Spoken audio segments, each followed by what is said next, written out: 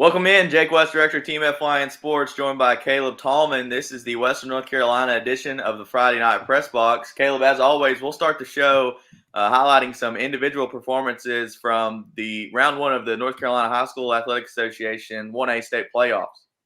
Absolutely. Players of the week this week. Over in Franklin, Keegan Pollock, 6 receptions, had 136 total yards and a touchdown in his last game for the Franklin Panthers. A key contributor and almost pulling off what would have been a massive, massive upset. Then going over to Murphy, the young Hunter Stallcup.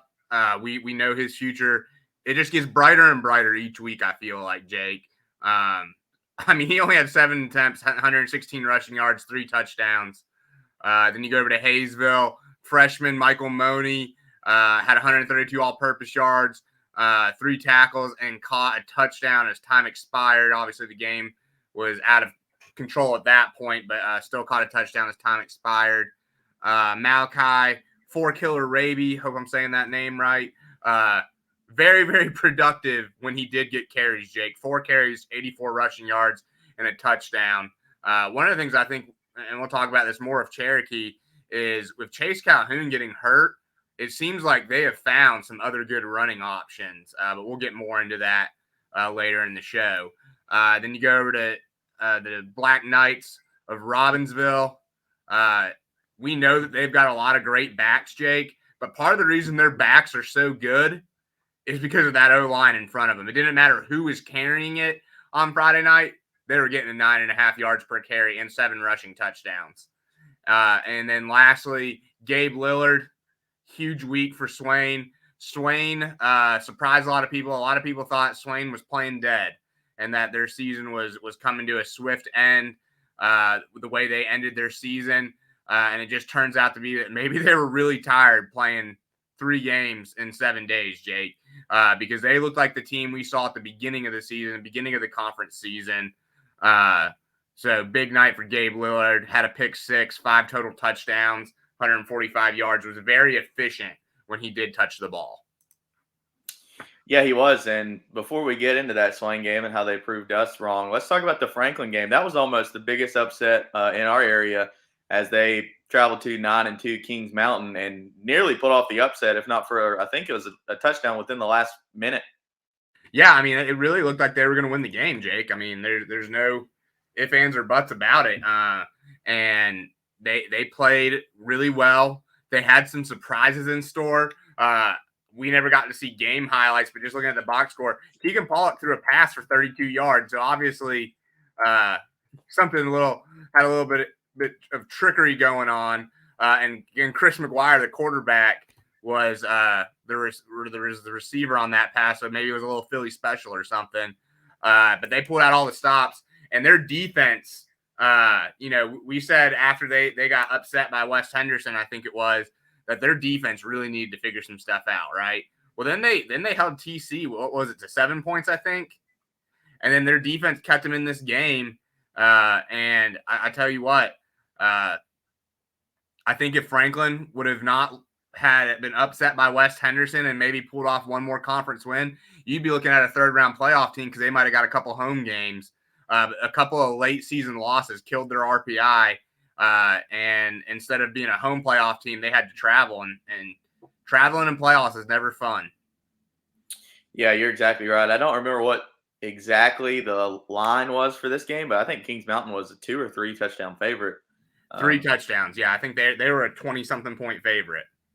Yeah, that's crazy. And then Franklin just unable to hold on there at the end. Actually, what happened, I was told by our reporter over in Franklin, was the Kings Mountain, the ball that was in the air for Kings Mountain on that last touchdown was actually tipped, but the receiver was still able to come down with it, and Kings Mountain came away with a win, and they'll advance to round 2. But a good season for Franklin. 6-5 is not the record they expected to end with, especially after their really hot start. But just couldn't get away from injuries, and they were just, nothing fell their way. They were not able to catch a break all year. But hats off to those guys. Hats off to those seniors. You mentioned Pollock. They're really going to miss him. They're really going to miss Chris McGuire. Um, he's a vital part of that offense. Even if he's not putting up big numbers, he's still the team leader out there. Kellen And Styles as well. yeah, yeah. I mean, it's going to be interesting because Franklin had somewhat of a bounce back year, and I'll be really interested to see it. It'll really tell you where the stability of the program's at after a couple of up and down years. This year was a little more up, but when you look at their box score from Friday night, Jake, all but 80, they're only returning 80 of their 270 yards that they had in their playoff game. And the top 4 tacklers they had on Friday night were all seniors. So they're losing a lot, but Franklin's a big 3A school. So it'll be interesting to see what they have waiting in the wings. Yeah. They're returning 22 players, so they had 14 seniors. That's quite a few, but you mentioned still they're a 3A school. They're a bigger school. It's kind of surprising to me they've only got 36 kids on their team. Well, and I think part of that's due, their JVs work different than ours. Like they do have some 10th graders on varsity, but they also have 10th graders on JV. So, and it depends. I think some of those kids bounce up and down during the season, whereas in the Smoky Mountain Conference, if you're a 9th grader that pops up to JV or varsity, you have to stay. You can't go back down. Yeah, somebody we didn't even mention that's graduating, Grant Adams, a lockdown defender on defense, and then also a good wide receiver. I mean, you got to think with this group of seniors, they were really looking to make a splash, but like we said, I mean, the injuries and just nothing really broke their way. I would say that Ensley's going to be the number 1 guy returning next year for Franklin. No, oh yeah, Ensley, but don't also forget Ty Hanley's only a junior. Oh yeah, Hanley is a junior. You're right. I think you're going to see a much more rush oriented attack combo between Ensley and Handley next year. Yeah, you're right. I think it'll be interesting to see where these kids go with their next step in life. I mean, there's definitely enough talent on that team. Would surprise me if we saw 3, 4, 5 of them go play at the next level, whether that's D2, D3, or even D1. I mean, there's kids that are good enough on that team to be preferred walk-ons at D1 colleges. So we'll see where they end up playing. If Keegan Pollock's not your prototypical slot wide receiver at the next level, I don't know who is. Yeah. Just exactly a guy like that. And even McGuire may not play quarterback at the next level, but he's good enough athlete to play at the next level. So it'll be fun to see where those guys go. Let's shift gears, and let's talk about your Yellow Jackets. They took a trip down to Bryson City, and that game did not go the way we thought it was going to go at all. Yeah, hats off to Swain, man. I mean, Swain played like the team we saw earlier in the year, and you'll see coming up in a second some of the interceptions they had. They made some defensive adjustments. Yeah, Logan Caldwell had some bad interceptions, but a lot of them were just forced by Swain. You're talking they had a D lineman intercept one, Jake, and then tip another one that ended in interception. Hazel moved the ball all night. It's the same story. Hazel moves the ball, can't either turns it over or penalties kill a drive. I mean, it's the Yellow Jackets are going to have an offseason figured out, and they're still a really young team. I mean, they're really only losing 2 contributors off that team. And really, when you look at it, McTaggart was out for about half the year. Yeah, I mean, look at that. Look at that interception by a D end right there. And Swain gave Hazel chances because Swain, I believe, had 2 turnovers as well. And there was another one. D end tipped that one. And then that's the one that I think it was Lillard on the pick 6. I mean, so just Swain looked like a playoff ready team. If I'm Mitchell, I'd be a little nervous to see this Swain team coming in. They look like a completely different ball club than who played Robbinsville and who played Murphy and who played Cherokee. They look like the team that beat Andrews and Hayesville and, played a really tough game with Mountain Heritage earlier in the year. Yeah, we saw them come out of the gates kind of like Franklin. And then they stumbled. Of course, wasn't injuries that really plagued them. It was the fact they had to play 3 games in 7 days, and that's why they're sitting at 5-5. But a good get-right game for them after a big loss to Cherokee in the last game of the season. But Gabe Lillard, he was 5 for 7 passing for 79 yards. That's just enough to be able to get this team some wins. Yeah. If he's able to be as consistent as that and be 5 for 7 or 7 for 10, somewhere around there for around 80 to 100 yards, I mean that's a formula to win, especially when you're running the beard. Yeah, I would agree with that wholeheartedly. And I mean, he hit some big plays to his receiver. And Cooper High and Donovan Groenwald, I've said it all year, are your best 1-2 receiving threat in the conference. They just always haven't had the best quarterback throwing it to him. But Lillard's got the talent. Let's remember he's only a junior, and we've seen him make really big plays. We've also seen him make really big mistakes. It just depends which one are you going to get. You know? Yeah, you're right. The biggest thing for me is 5 for 7, 79 yards, 72% completion percentage, averaged almost 16 yards per completion, 2 touchdowns. But the biggest thing that sticks out to me in his stat line is the goose egg under the INT line. Yeah. You mentioned he's made some mistakes so far this year, but I mean, if he's able to play clean football like that, and you're able to get some guys going in the backfield, then that's a formula to win ball games. I think still Swain is not. I mean, they won 40-14, but they're still not completely on track offensively because they still. I mean, Hayesville's run defense, Caleb, I think you would even admit this, has been pretty subpar this year, and they still they Gabe Lillard had 66 yards rushing, and their number one back Carson Taylor only had 54. So I'm not sure exactly how many total We've rush said it. yards. We've said it with Swain all year, and it's offensively and defense. They live and die by the big play. They're like one of those college teams in basketball that all they do is shoot threes and run the 7-second offense. It's like they're either hitting really big plays that are putting them in easy scoring positions, if not scoring on the big plays, or they're not scoring. I mean, or their defense is creating a big play that's setting them up inside the red zone. Like they had the pick 6. They had another interception that put them inside the 20. So that's going to be tough. Mitchell, I don't see Mitchell giving up tons of big plays, but we'll get more into that game. And just as a wrap up for the Hayesville season, if you're that young Yellow Jacket team, you're bringing back everybody. Honestly, you're getting Avery Leatherwood back next season, who was out all year with injury, who will be the best punter in the conference and also one of the best tight end linebacker combos in the conference. So if you're the Yellow Jackets, you're shaping up to have probably your biggest roster in the Chad McClure era if you can keep everyone together. But you got to figure out some things at the quarterback position and see if you can get Caldwell to take care of the ball a little bit better. Because I think if you cut Caldwell's interceptions in half this year, Jake, and I think he ended a year of like 12 or 13 interceptions. If you take him to 5 or 6 interceptions, Hazel's probably got 2 more wins somewhere along the line.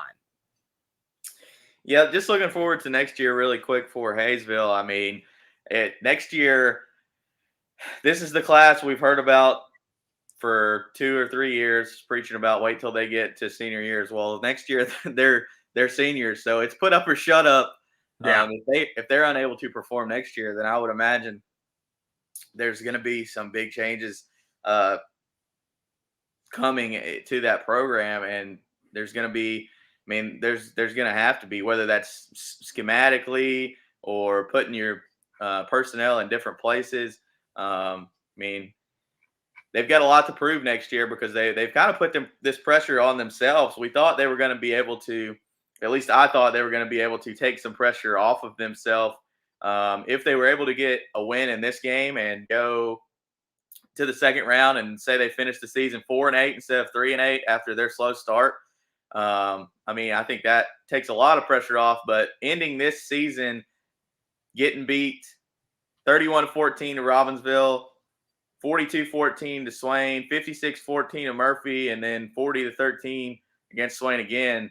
It's not really ending your season on a high note, but like you said, I mean, McTaggart and one other senior are the only 2 guys that they're losing. So hopefully they can make a splash next year in the Smoky Mountain Conference. And if you ask me, the Smoky Mountain Conference may be even better next year than it is this year.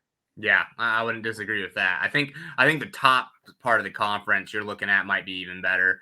But then again, you look at some teams like Swain and Murphy and Cherokee they all lose a lot. I mean, they're a bigger roster, so they've got more behind them depth wise. But I mean, all three of those teams lose quite a bit. And then you look at Andrews and Robbinsville and Hayesville. It's kind of split down the middle. Half the conference loses a lot, and the other half of the conference doesn't lose very much at all. Yeah, you're exactly right. But the big win against Cherokee for Hayesville is kind of something they can hang their hats on and build up on this offseason and kind of hope to improve. They're going to have to improve in a lot of areas, but offensively they were okay this year if they could hold on to the football. But they've got to figure out something offensively and defensively, either in stopping the run and in getting some yards on the ground. They've got to go and find a running back, and they've got to work with those offensive linemen this year in order to not be so one-dimensional, because it does take a lot of pressure off the quarterback when you have a guy that can go for 100 yards on the ground, and that's exactly what they need going forward.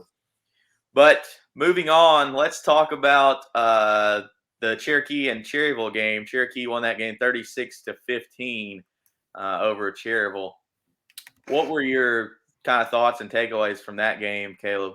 I mean, I just think Cherokee, sometimes when a team loses one late in the season that they shouldn't have lost, it helps. It really does. And Cherokee lost the game to Hayesville that they shouldn't have. Let's just be real about it. But it was a wake-up call. I mean, a major wake-up call.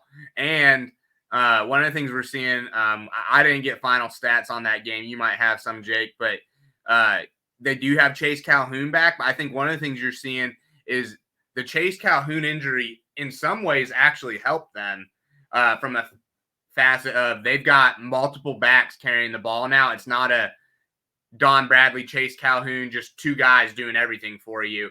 They have found some more weapons. I mean, Driver is your absolute definition of a speed / scat back. I know we heard Twatty may have got hurt, which is unfortunate. But then you also have, let me pop that back. Malachi 4-Killer Arabia. I knew if I didn't pop that back up, I wouldn't get his name right, who had some big rushes for him as well. And so now what you're doing if you're Cherokee is you're making life tough for the opponent scouting you, because you have multiple weapons, multiple places to go. And I really tough matchup against Robbinsville, but it wouldn't stun me if Cherokee won again. Yeah, you mentioned the run game on the ground. We'll get to that in a second, but first off, we want to talk about Elijah Waddy and what he means to this team. If he is indeed hurt, which we heard that he was on the sidelines in crutches, and obviously that doesn't bode well for him playing in this game against Robbinsville. But if he is hurt, that's as big a loss defensively as it is offensively, because the kid's just a force to be reckoned with on both sides of the ball. I think he's one of their leading tacklers. They've been getting him involved offensively in the run game. And speaking of that run game, they had 363 total yards of offense, and 332 of those were on the ground. Yeah, exactly. So, I mean, they're not really spreading it out as much as we thought they would with Don Bradley, but this is perfect for them. I mean, like you said, Chase Calhoun is back. Let's see. How many yards did he have? Michael Driver, he had 94 yards on 11 carries. Don Bradley ran the ball well. Calhoun was back. He played well. And then you've got 4-Killer Arabia who on 4 carries rushed for 84 yards. So, I mean, that's definitely something to watch out for. We thought it was just going to be all year just the Don Bradley show, but this team, probably more so than anybody, has changed their identity to fit the athletes that they have in the middle of the year. I mean, we thought it was just going to be kind of just throw it around, let Don Bradley make some moves with his legs, but instead it's we're going to pound the rock, because they've got an offensive line that is just as good as anybody's in the conference when they're playing to their top ability, and that is not something we expected heading into this year. Great coaching job. I mean, yeah, definitely. They've changed their identity and morphed into this team that's not only can they take the top off and burn you deep, they can also just pound it down your throat if they have to. And I would say just a little foreshadowing into this game uh, between Cherokee and Robbinsville is going to be whose line plays the best and who can hold up against each other defensively and offensively. We saw how good Robbinsville's offensive line played last week, obviously, as they were the players of the week for Robbinsville. And we'll get to that game in a minute. But this Cherokee line, I mean, hats off to them. 300 and what I say, 332 yards, rushing yards. I mean, Yeah. that's that's good stuff right there. So I think they're definitely somebody to watch out for. But also, Robbinsville's going to be coming out for blood. Um, so you know they want revenge. So let's go ahead and talk about the Robbinsville game. They really put it on Winston-Salem Prep. Winston-Salem Prep did have 14 points, I think, early on in the game, which was kind of strange. You're not used to a Robbinsville defense giving up points early on to a team that's just pitiful, really. Well, I mean, the thing about Winston-Salem Prep is no matter what they lost, they have a couple of dynamic athletes. And from what I heard, I think they had one or two long plays, and that was just and that's all, and that might be a good thing because I don't care how many points they scored. D. Walsh went in that locker room, and I guarantee you, him and the D coordinator, it wasn't about how many points they scored. It was that they gave something up after the game, and it wasn't a perfect performance. Which that's the kind of coaching you got to have against when you've got a team the caliber of Robbinsville to keep them focused and ready because they got a huge game this week.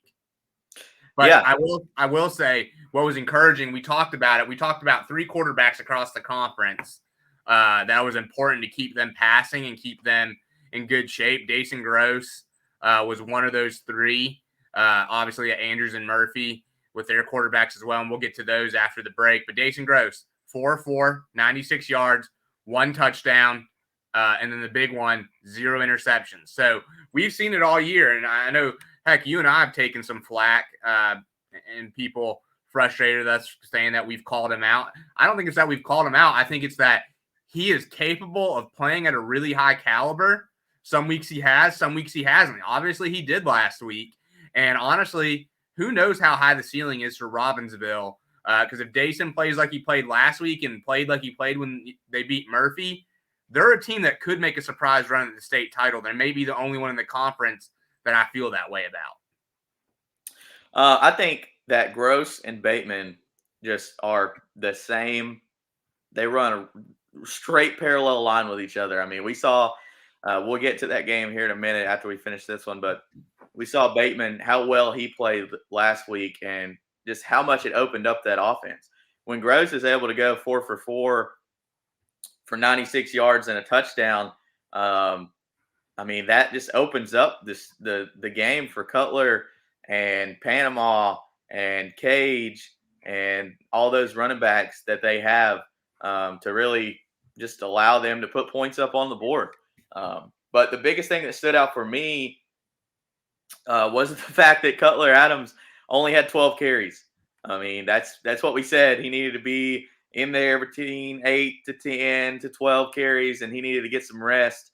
He had 12 carries, 194 yards, and 3 touchdowns. So I mean, he still got it done. Averaged 16.2 yards per carry, but 12 carries is a far cry from the 25 that he's been averaging this year. Yeah, So, and then even Cage Williams, 6 carries for 109 yards, so he didn't have as many yards as Cutler, but he had 18.2 yards a carry. So, I mean, that's what you need to do. I mean, we saw it from pretty much everyone in our conference basically that won was put away a lesser team early and keep yourself healthy and get ready for round 2. And that's what the whole conference did.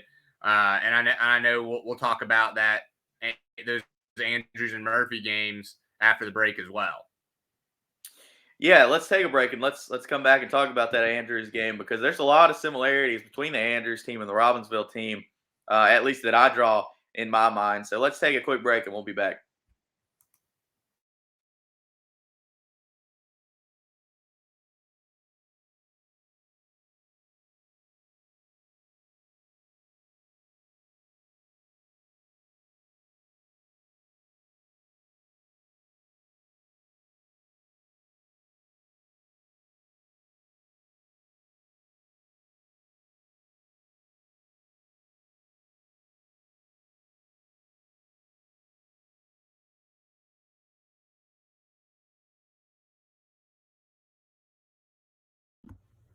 At Circuit World, we offer a wide selection of major appliances, name brands like Whirlpool, LG, Frigidaire, and more. Looking for furniture? Come by and browse our showroom or check out the Endless Aisle, a touchscreen kiosk with thousands of options. Need electronics, gaming computers, laptops, desktops, tablets? We have it all. OLED or QLED, 4K or high def. We have the selection to get you the TV of your dreams. And don't forget, at Circuit World, your credit is always good. So ask about our convenient payment options and 120 days, same as cash. Come see us today at one of our 5 area locations. Hey girl, back so soon? Yeah. Third time this morning. Feeling too familiar with the bathroom these days? It's not just you. Hey girl, look who made it 15 minutes. At Erlanger Urology, we make it easy to talk about overactive bladder and treatments that work. Hey girl, you not coming in? No, I'm good. Well, okay. I'll be here, because I'm stuck. Learn more at itsnotjustyou.com. Erlanger Urology. In 1981, Reed Nicholson began selling tires out of an old barn in Mineral Bluff. Little did he know that he had just laid the groundwork for the most trusted names in automotive services in the Blue Ridge area. In 1997, Nicholson Tire Center became what it is today, holding the same values of faith, family, and great customer service. 2 locations to serve you, and the Blue Ridge location is currently expanding to offer fast service and the largest U-Haul provider in Georgia. Nicholson Tire Center, Blue Ridge, and Mineral Bluff. Welcome back, Jake West, Caleb Tallman. This is the Western North Carolina edition of the Friday Night Press Box presented by Team FYN Sports. Caleb, let's recap a game. Andrews and Bishop McGuinness. Andrews won that game 34-6, and it went pretty much exactly like we thought it would. Yeah, absolutely. And folks watch closely because Donovan Bateman was dropping dimes in this game. I kid you not. I mean, it was at best throwing performance maybe that we've seen from him all season. And even so, like right there, the option out play, he made great decisions. He had one late interception when they were kind of getting cute. I mean, look at that strike. First touchdown of the game to Isaac Weaver. Threw it over 3 defenders. Yeah, I mean, we said it went like we thought it was going to go, aside from the fact that Bateman threw it everywhere. And this was a pick 6 by Isaac Weaver, but it got pulled back for a block in the back. But I don't know, Jake. I probably shouldn't say this without talking to you first. But with as many interceptions as Isaac Weaver's had this year, he's definitely near the top of our running for Defensive Player of the Year. Yeah, there's so many kids, especially, I mean, in our area of 1A ball because they've got to play on both sides of the football. Look at that play action. That could be in the running for Offensive and Defensive Player of the Year. I mean, you look at Cutler Adams, he's kind of the same way as Isaac Weaver, playing on both sides of the football and making a big impact. But Andrews' defense is really, really good, and that's what they're going to have to lean on if they want to make a deep run into the playoffs, and if they want to be able to come away with a win against Starmount this week. But we said what they needed to do this past week against Bishop McGuinness, a lesser team, was kind of give Bateman some confidence and let him know that, hey, you've got the arm, you've got the talent to be able to throw the football around, and that's exactly what they did. And right there, that was the kickoff that started the second half. Bishop McGuinness fumbled, and then very next play, this is one play later, Bateman throws a strike over defenders to Isaac Weaver for another passing touchdown. It made it 27-0. It was ball game over then. It probably was ball game over already, but if there was any doubt. Yeah, you're right. I mean, and that, like, don't take anything away from the run game, because the run game was very good too, as it always is, and that's something that they hang their hat on. But it is great to see some other stuff. Hey, buddy, some other stuff happening for them offensively, and then just defensively, they're just as sound as they were to start the year. Yeah, absolutely. And I think that's the thing. Defense has been great all year. Offense has been up and down. If you can get Bateman perform like that, you know what you have in Weaver and Martin. That there's no doubt about that. But, I mean, you saw some of the play action stuff, and it's because, look, Andrews is on film. Everyone knows what they want to do running the ball. But, I mean, you saw, I think twice we saw play action touchdown passes, and the whole defense goes, whoop, when you go play action as Andrews, I don't know if there's a better play action pass and attack in the state if you can pass the ball, because they're so run heavy. When you do go play action, no one thinks you're passing the ball. And we saw Bateman threw some absolute strikes. If he can do that, they could go on a long playoff run. Yeah, I agree. I think just for me personally, I know you said Robbinsville is a team you think could make a really deep playoff run, but I mean, obviously, I agree with that. Robbinsville is the top team in the conference for a reason, but I think Andrews is peaking at the right time. I mean, they're figuring things out. That Murphy win, not only for their schedule and for their playoff bracket that they're in, but also for their confidence, was as big as any win an Andrews team's ever going to get. And they've obviously just going to keep building off of it. I wouldn't be surprised, and we'll get into those picks in a minute after we recap the Murphy game, but I would not be surprised to see them go win this game against Starmount by 2 touchdowns on the road.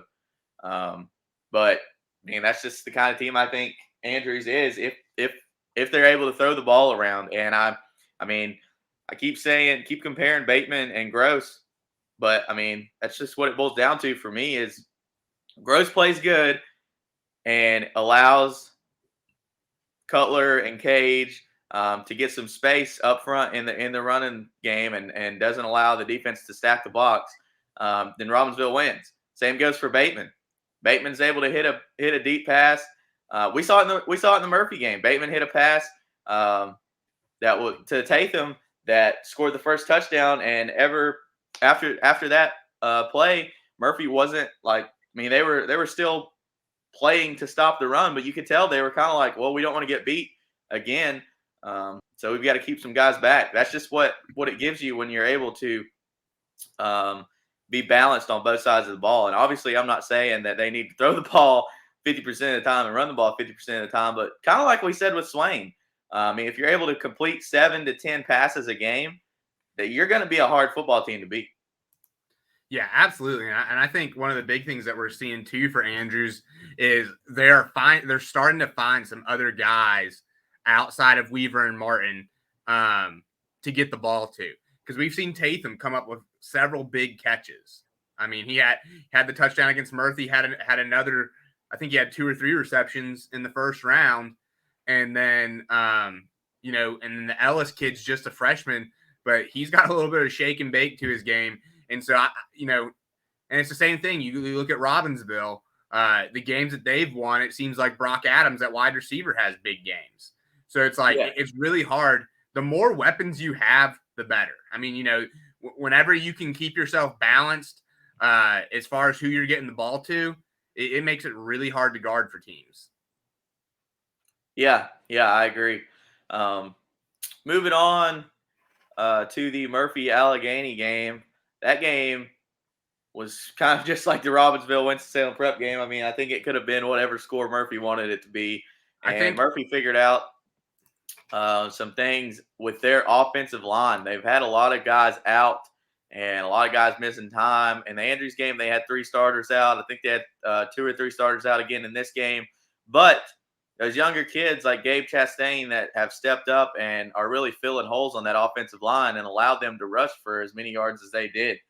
So, I mean, that's really good to see. Also, on a kind of a bad note for Murphy, you saw defensively there was still some things that they did not get figured out. They allowed a passing touchdown, about a 20-yard pass touchdown to allow Allegheny their first points of the game. And it's just blown coverage that allowed it to happen. So I think they've still got mismatches personnel wise on defense. But I think they are figuring some things out offensively. And that's what we thought, Caleb, going into this year, that Murphy was going to be, was a high-powered offensive team. And I think they're trying to get back to that because the defense may be too far gone at this point. Yeah, well, and here's what I think you got to do with the defense. We did see I think they had 3 turnovers on special teams that the Bulldogs created. I know there was 2 on kickoff and 1 on punt, or I know they had an interception and a fumble recovery. So if you're the Murphy defense, I'm sorry, you're just not going to stop people with 3 and outs, 4 and outs forcing punts a ton. Your defense just isn't capable of that. But if you can give your high-powered offense a couple turnovers a game, like here comes the block punt.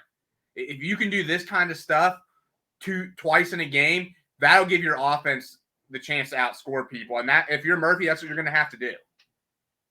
Yeah, I agree. One thing that I do like that they're doing defensively is they've put some speed on that defensive line. They've went smaller, but went with more speed. And Chandler Wood has played very good at defensive line, and has really made some big plays. I mean, he was shaky in the Robbinsville game, and there were some things that happened in that game. But I think they had him and Coach Watson kind of had a come to Jesus meeting after that game, and ever since then he's played really good football. He played really good against Andrews defensively, and he played really good against Allegheny defensively in the first round. So another thing that was good to see for Murphy was you see right there some of the freshmen, some of the ultra rookies getting to run the football and getting to play some snaps. So that'll be good. I think that was Jonah Hedden, wasn't that? That's a kid you'll have to watch out for in the coming years. Yeah, that is Hedden. If Hedden's healthy, he's very good, and he's a very good athlete. But it was good to see some of those younger guys get in, as well as a lot of younger guys got in at Robbinsville. So that's good to see. It's always fun to see those young guys get in these first round playoff games and try to make a splash. One of the things, we were at the Murphy Allegheny game, Caleb, and I walked through the crowd, and one of the murmurs I heard going through the crowd was people talking about how ridiculous it is that these first round games are even getting played. And I think that's something we can talk about just for a little bit. Is that something you think is ever going to get changed, or is it going to take a kid getting hurt from a team like a 0-9 team like Winston-Salem Prep goes and plays Robbinsville and a kid gets hurt? Is that what it's going to take for these games to not happen, or do you think the NCHSAA wises up and they think, oh, we don't want to put these kids in this position to do this? All the NCHSAA cares about, Jake, and their 17 million plus surplus in their bank account that we found out about this summer, is let's take a look at the 6-figure payday they got from first round playoff gate that is private. We're not allowed to know those numbers, so it's not going to matter. The NCHSA is not going to give up a 6-figure payday, because here's the thing. The only thing that would change it is if people boycotted and said, we're not going to the first round playoff games. And that's not going to happen. People are going to come out and support their Bulldogs. People are going to come out and support their Wildcats and their Black Knights and their Braves. And I'm not saying, listen, in basketball, when you have over, 100 teams that play basketball, it's a little different, But football, it should be 32 or even 48. It shouldn't be 64 because, heck, we didn't even have 64. Actually, one of my favorite ones was at Pender, Jake, that played the COVID card. They didn't, because, it's $500 to withdraw from the playoffs, right? And I know one school in the East, they didn't withdraw from the playoffs. They miraculously came up with COVID issues to kind of shove it to the state there a little bit. I really enjoyed that. But yeah, hey, how about we pull up the bracket real quick, Jake? And that can lead into our conversation about the upcoming games. But we can also see how many lower seeded teams won. Let's see. Let me make it full screen here.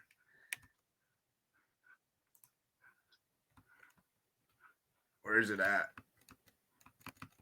There we go. So let's look. Let's go up to the top of the bracket, okay? We've got Eastern Randolph bye. Okay, drawn. Granted, it's a 16-17 seed, but they won. Mountain Heritage, higher seed, they won. Murphy, higher seed, they won.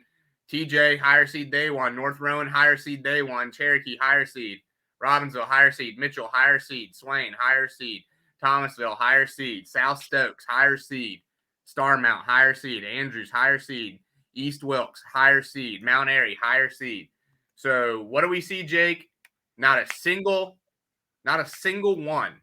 Not a single lower seeded team in the entire West won. And I think if I zoom this out and come to the other side here, only one lower seeded team won in the West side or in the East side. Yeah, well, I mean, the biggest thing for me is not only was there not any upsets But there was also like 75-0 Mount Airy over Union Academy. What what was the score in that one? 49-0 in the first quarter or something like that. Yeah. Here What it is was right there. Warren County beat Pamlico. That was the only upset in the entire first round of the playoffs.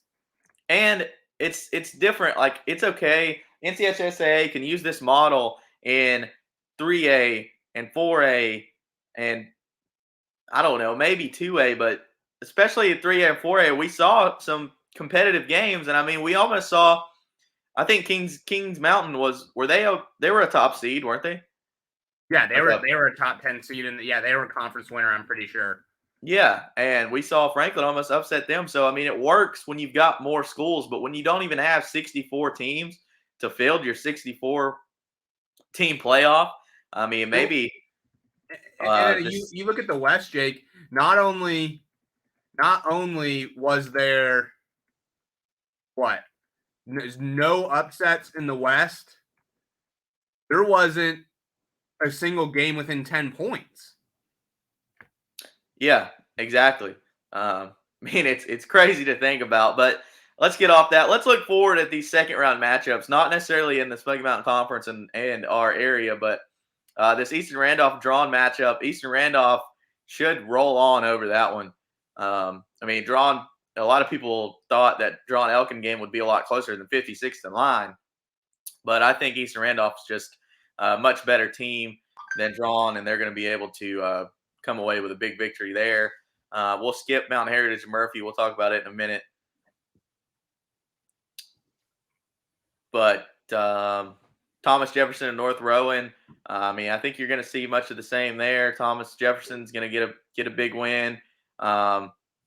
And then Cherokee and Robbinsville, that could be the best game. I mean, it definitely will be for us and the teams we cover, but that could be the best game in the bracket. Do you want to give us a little preview of that game, Caleb, and kind of what you expect? Yeah. We'll preview this game before we go to the break real quick. I mean, Cherokee is healthy as they were the first time around. There, maybe they'll be missing Twatty. That's it. I think the big difference in this game is Cutler did not play in the first game, Jake, for Robbinsville. Yeah. And this game's at Robbinsville, Big Oaks.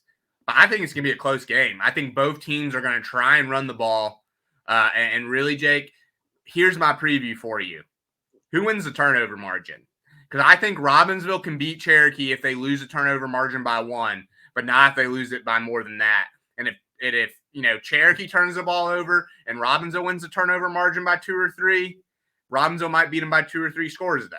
I think Robbinsville is the better team, but I think Cherokee probably has the better quarterback when they're playing at their best. And so you never want to put a team that's got a star quarterback like Don Bradley not having a chance. And I think you'll see Cherokee pull out all the stops and sell out to try for this one. They're going to treat this game as if it's their state championship game on Friday night and pull out everything they have to try and pull off a second upset against Robbinsville. Because I think whoever wins this matchup will win and get another, and will win in the next round. The winner of this game is going to the 4th round. That's my opinion. Yeah, I think so too. I mean, I think the winner of this one can handle Thomas Jefferson. But you mentioned how Cherokee is going to pull out all the stops and treat this like their Super Bowl. I think Robbinsville's really mad that they lost that game to Cherokee the way they did. I mean, they didn't have Cutler, and you mentioned Don Bradley being maybe the best quarterback in this game. It's not often when Don Bradley's not the best athlete in a game, but in this one, he's not going to be the best athlete. I mean, he's going to be going up against Cutler Adams, and Cutler's missed when he's not playing offensively, obviously, more so than you can imagine, but also defensively. I mean, I think he's going to give Don Bradley nightmares, and those running backs, they may not be able to get 330 rushing yards on the ground against a much bigger Robbinsville defensive line, and the just Robbinsville's defense as a whole. I mean, when Cutler Adams is coming downhill at you, and Cage Williams is filling holes, and Eddie Brooms is back there. and you also can't throw on Brock Adams at defensive back, and he's flying around making tackles. I mean, there's a lot of playmakers on that Robbinsville defense. I think it just comes down to, like you said, the turnovers, and then also whose line is gonna play bully ball and man up. I mean, is Cherokee's line gonna play like they did last week, or are they gonna play like they did against a much smaller Hayesville team where they weren't really able to get anything going? Yeah. So I mean, I think it just comes down to line play, and it also comes down to what team's going to want it more. Does Cherokee want to prove that the first time wasn't a fluke, or does Robbinsville want to prove that, hey, when they've got Cutler Adams, nobody in the conference can beat them? Yeah. So we'll make our picks here when we come back from the break, but let's take a quick break, Caleb, and we'll be back.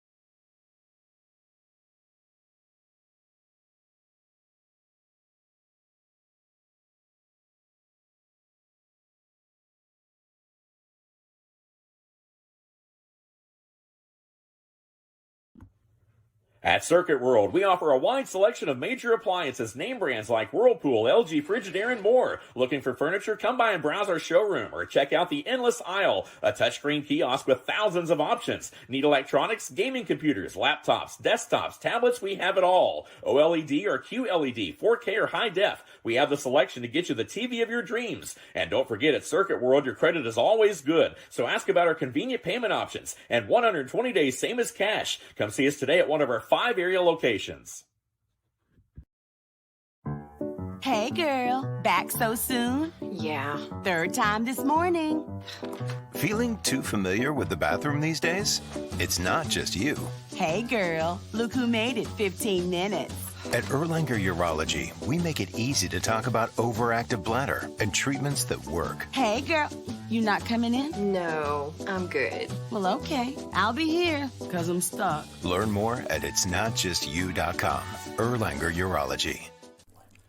In 1981, Reed Nicholson began selling tires out of an old barn in Mineral Bluff. Little did he know that he had just laid the groundwork for the most trusted names in automotive services in the Blue Ridge area. In 1997, Nicholson Tire Center became what it is today, holding the same values of faith, family, and great customer service. 2 locations to serve you, and the Blue Ridge location is currently expanding to offer fast service and the largest U-Haul provider in Georgia. Nicholson Tire Center, Blue Ridge, and Mineral Bluff.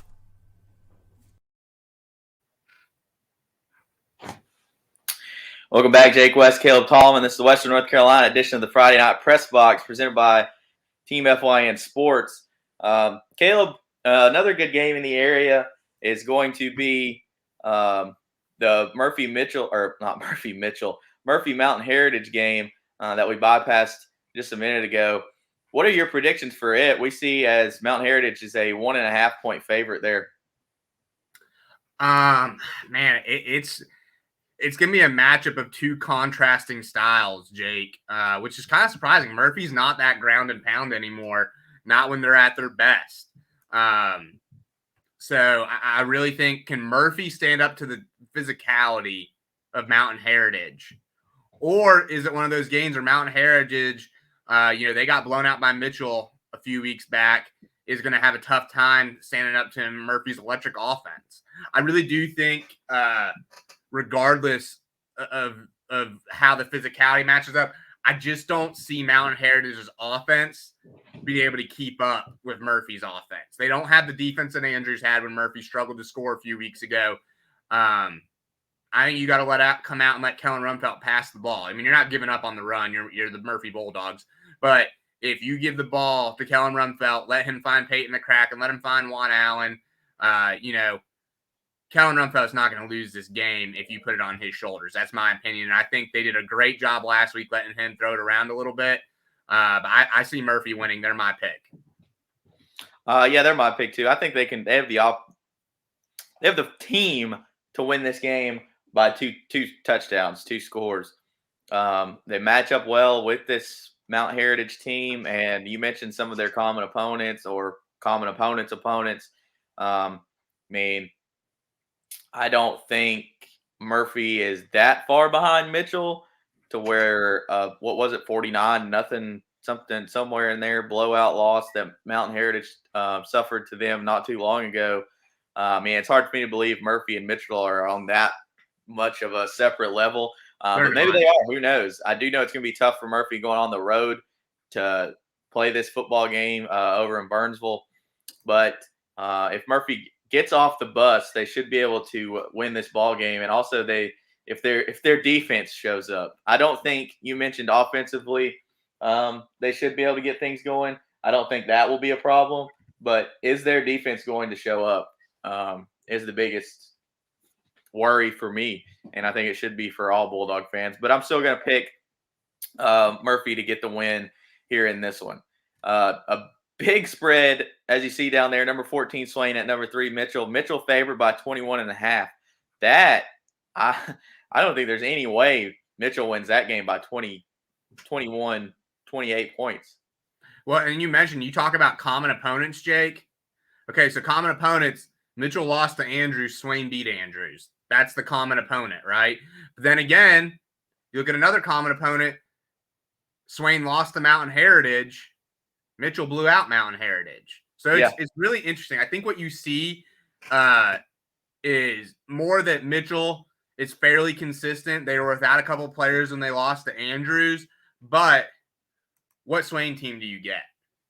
Yeah. I mean, the Swain team that showed up last Friday night or the Swain team that showed up when they played Andrews.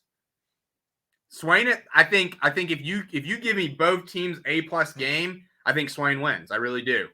But I think Mitchell's a little more consistent. And sometimes, I could see Mitchell bringing their A- game and Swain bringing their C- game, then Mitchell wins.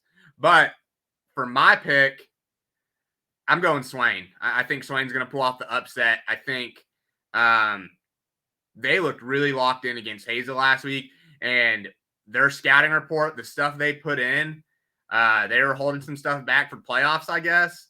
And I think they were angered by their last 3-game stretch of the regular season when they really got put in a tough spot having to play that many games in 7 days. So I'm giving it to Swain. I think Swain's going to pull off the upset. I think, I'm not going to get burnt picking against Swain 2 weeks in a row. So I'm going to pick Swain, but mostly because I think that it's going to come down to coaching. And 9 times out of 10, if you tell me a game's going to come down to coaching, I'm not going to pick against Neil Blankenship and his coaching and what he's been able to do. I mean, just look at his resume. You mentioned the adjustments they made last week against Hayesville. I mean, that comes down to coaching. That's just pulling out all the stops for playoffs and making things happen. So I think they'll be ready for this Mitchell team. We know Mitchell and Andrews kind of align in their play styles, and Swain was able to handle Andrews. So I think as long as this game is low scoring and Mitchell doesn't just come out and somehow put up a lot of points, then I think Swain's going to be able to come away with this victory. I would put my house on the fact Mitchell's not going to cover that spread. I mean, that's a lot of points right there. Yeah, I mean, no, yeah, there's no way they're covering that. I mean, and one of the things I'll say, which I know we have some Mitchell fans that watch this, and so it's going to hurt their feelings just a little bit, Jake, is that Mitchell very often loses to a Smoky Mountain Conference team in the playoffs. It's happened to him a bunch. It's just the truth. I mean, they lost, I know, and you might have it off the top of your head better. I know last year Mitchell lost to Murphy in the playoffs, right? Robbinsville. And I know they've lost to Murphy in the playoffs before. Yeah. So sometimes we'll see. It'll be interesting just because it seems like Mitchell struggles with Smoky Mountain Conference teams. Yeah, I mean, it's a tough environment and a tough place to play, but if anybody's going to have their boys ready to play and prepared to win this football game, it's going to be Blankenship and his staff. So hopefully, I mean, yeah, obviously it can't happen because Robbinsville and Cherokee are playing, but hopefully the conference can come away with a clean sweep here and we can move on to the third round. But one more game before we end the show here, Caleb. Starmount plays host to Andrews here in the second round.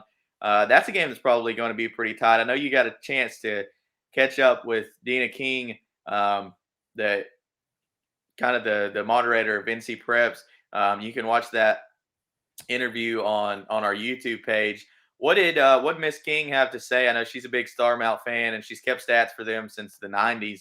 What did she have to say about this Yeah, game? I mean, she said the big thing about Starmount is they finished the year strong on a really good run, and you know their contrasting style to Andrews is they're going to spread it out on offense. You know, they're pretty typical on defense, and the big thing for Starmount though is can they match the physicality of the Wildcats? And honestly, she seemed nervous about it. You know, I mean, and I think she predicted Starmount, but the way y'all really should go watch that interview. That's one of the better interviews I've gotten to do all year, as she's a wealth of football knowledge. And I know we all enjoy, you and I included, being over on NC Preps and getting to chop it up a little bit. But what I will say is that she said that Starmount's not real big. So she was worried about their size matching up with Andrews, which Andrews is small. But then you go look at Starmount, and they do have a couple of bigger guys in that 260, 270 range, but they've only got like two of those. You know what I mean? So, and she said, you know, I can't pick against my Starmount Rams on a broadcast here.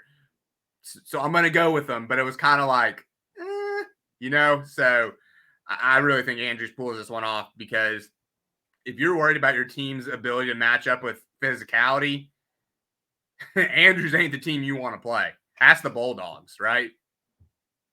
Yeah, I think, I mean, she mentioned Starmount's size. I mean, you never hear a team worried about not being able to match up size-wise against Andrews. I mean, they just don't have the kids. They don't have the numbers. But that obviously does not bode well for Starmount. And I think that this could definitely be a 2-touchdown win for Andrews here, even though they're on the road. And it's a big if Bateman plays well and they're able to stay healthy. I mean, Martin or Weaver could get knocked out early, and that changes the whole complexity of this ball game.